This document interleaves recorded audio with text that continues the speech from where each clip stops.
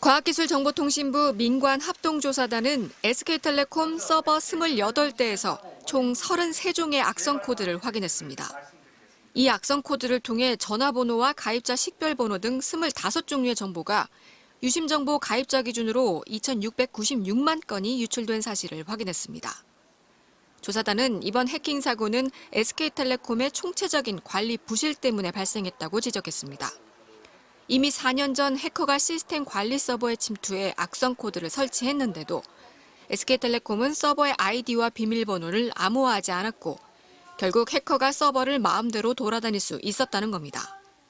또 3년 전에 이미 특정 서버에서 비정상 재부팅과 비정상 로그인 시도가 있었는데도 SK텔레콤은 이를 신고하지 않았고 결과적으로 초기에 악성 코드를 발견해 조치할 기회를 놓쳤다고 지적했습니다. 보안 관리도 미흡했습니다. SK텔레콤은 시스템 관리 서버의 비밀번호를 한 번도 변경하지 않은 데다 쉽게 탐지할 수 있는 웹쉘 같은 악성 코드를 점검 항목에 포함시키지 않았습니다. 정부는 법률 자문기관에 2차례 자문을 구한 결과 이번 사고는 SK텔레콤이 안전한 통신 서비스를 제공해야 하는 계약의 주요 의무를 위반한 것이 명백한 만큼 고객들이 계약을 해지하고 통신사를 옮겨도 위약금을 면제해줄 사유에 해당한다고 결론 내렸습니다. 다만 이번 판단은 SK텔레콤 침해 사고에만 한정한다면서 모든 사이버 사고에 해당하는 건 아니라고 덧붙였습니다.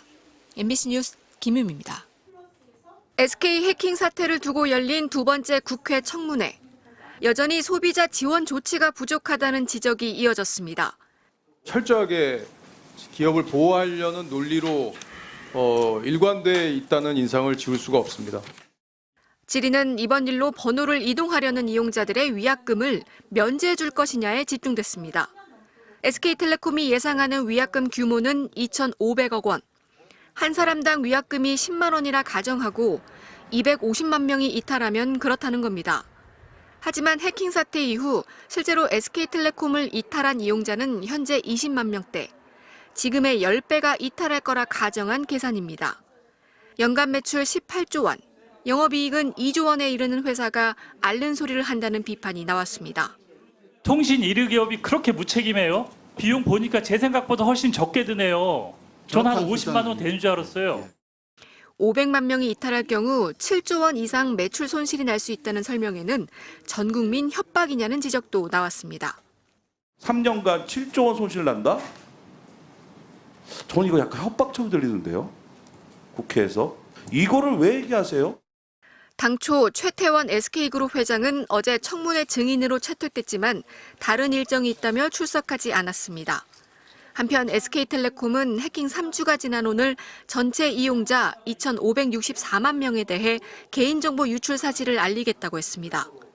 개인정보위는 이번 SK텔레콤 유출 사고가 2년 전 LG U+ 때와 비교해 규모와 매출 모두 큰 차이가 있다며 과징금 규모가 과거와 비교가 어려울 정도로 클 수 있다고 예고했습니다.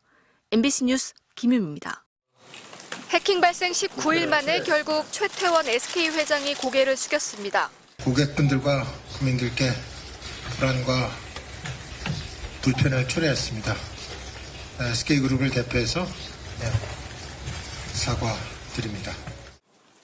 당초 최 회장은 내일 국회 과방위에서 열리는 해킹 사태 청문회에 증인으로 채택됐습니다. 일정상 청문회에 참석할 수 없다고 사유서를 낸 최 회장은 자회사인 SK텔레콤의 브리핑에 나가 대국민 사과를 했습니다. 최 회장은 사고 이후 소통과 대응이 미흡했던 점을 인정한다고 했습니다.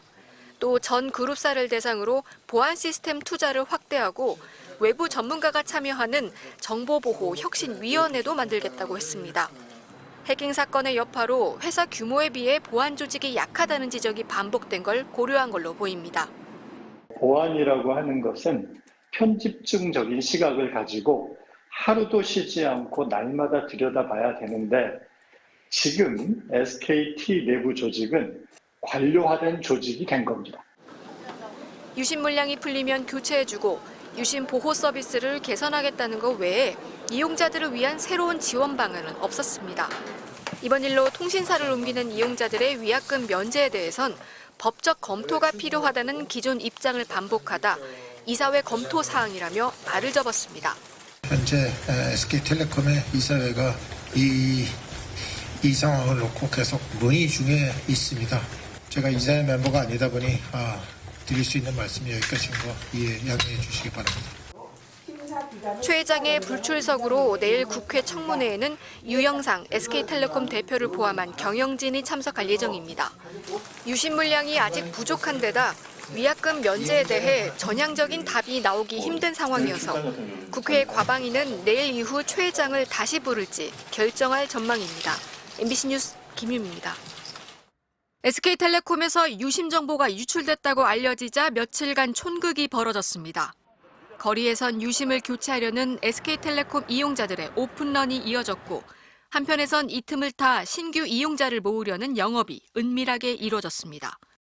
이 와중에 SKT가 신규 고객 확보 프로모션에 들어갔다고 나왔어요. 근데 이거 알고 계셨나요? 신문지상으로는 알고 있습니다만 지금 내부 화가 보고는 못 난 받았습니다. 고객 소비자들의 불만이 폭주하자 과학기술정보통신부가 SK텔레콤의 신규 이용자 모집 전면 중단을 촉구했습니다. 유심 공급이 안정될 때까지 유심 확보와 기존 이용자 교체에 집중하라는 취지입니다. 정부 권고를 따를 수 있지만 문제는 SK텔레콤만 취급하는 대리점입니다. 해킹 사태로 화가 난 이용자들을 달래는 건 대리점 목. 빨리빨리 해결을 해드리려고 했는데 때려치기 한다는 식으로 싸움이 나셔가지고 결국에 경찰까지 불러서 해산을. 그러면서 유심을 교체해주거나 유심 보호 서비스 등록을 해주고 본사에서 받는 수수료는 건당 1,000원입니다. 하루에 1-200건을 처리해도 수입은 10에서 20만 원입니다. 임대료와 인건비는 나가는데 휴대폰을 못 팔아 폐업하는 대리점이 생겼고 애꿎은 손님은 헛걸음을 했습니다. 예약을 먼저 하라고 해서 순서대로 했고요. 어제 갔더니 그 매장에 폐업 공지가 붙어 있는 거예요. 이게 무슨 일이지? 정부의 강력한 권고에 SK텔레콤은 실행 방안을 검토 중이라며 기자회견을 열어 입장을 밝히겠다고 했습니다. 번호 이동 위약금을 면제해주는 문제와 함께 유심 교체 업무를 실제로 담당하는 대리점들의 피해 해결 방안도 앞으로 쟁점이 될 전망입니다. MBC 뉴스 김유미입니다.